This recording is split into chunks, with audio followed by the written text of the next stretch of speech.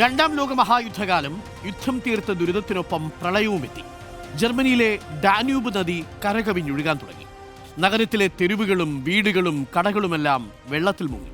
കുത്തിയൊഴുകുന്ന വെള്ളത്തിലേക്ക് ഭയത്തോടെ നോക്കി നിൽക്കുകയാണ് ഒരു കൂട്ടം ജനങ്ങൾ. പെട്ടെന്ന് അതിലൊരാൾ കാല് തെറ്റി ഒഴുക്കിലേക്ക് വീണു. കൈകാലിട്ടടിച്ച് കരഞ്ഞെങ്കിലും ഒരാൾ പോലും രക്ഷിക്കാൻ തയ്യാറായില്ല.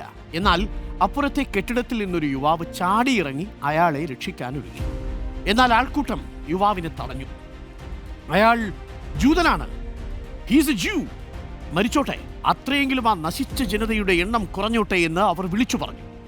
അല്ല, അയാൾ ജർമ്മൻ പൗരനാണ് എന്നുറപ്പിച്ചു പറഞ്ഞുകൊണ്ട് യുവാവ് ആ ഡാന്യൂബ് നദിയിലെ കുത്തൊഴുക്കിലേക്ക് എടുത്തു ചാടി. തകർത്തു പെയ്യുന്ന മഴയെയും കുത്തൊഴുക്കിനെയും അതിജീവിച്ച് അയാളെ തോളിലെടുത്ത് യുവാവ് നീന്തി കയറി വന്നു.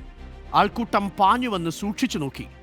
ദൈവമേ, ശരിയാണല്ലോ, ഇയാൾ ജൂതനല്ല, നമ്മുടെ ആളാണ്. സ്വന്തം ജീവൻ പണയം വെച്ചും ജർമ്മൻകാരനെ രക്ഷിച്ച യുവാവിനെ എല്ലാവരും അഭിനന്ദിച്ചു.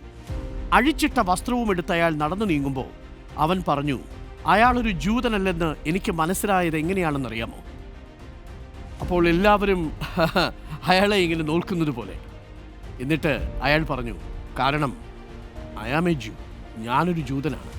അയാൾ എന്നോട് പലവട്ടം മോശമായി പെരുമാറിയിട്ടുമുണ്ട്.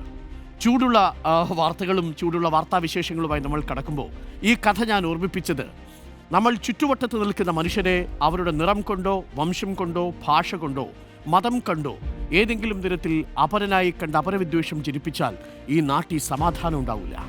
പകരം നിങ്ങളെ അതിൻ്റെയൊക്കെ പേരിൽ ദ്രോഹിക്കുന്ന മനുഷ്യരോട് മനസ്സുകൊണ്ട് ക്ഷമിക്കാനൊരു മനസ്സ് കാണിച്ചാൽ, സാഹോദര്യം എന്നുള്ളത് ഹൃദയത്തിൻ്റെ ഉള്ളിൽ ഊട്ടി ഉറപ്പിച്ചാൽ ഈ ജീവിതം സ്വർഗമായി തീരും, തനി സ്വർഗം.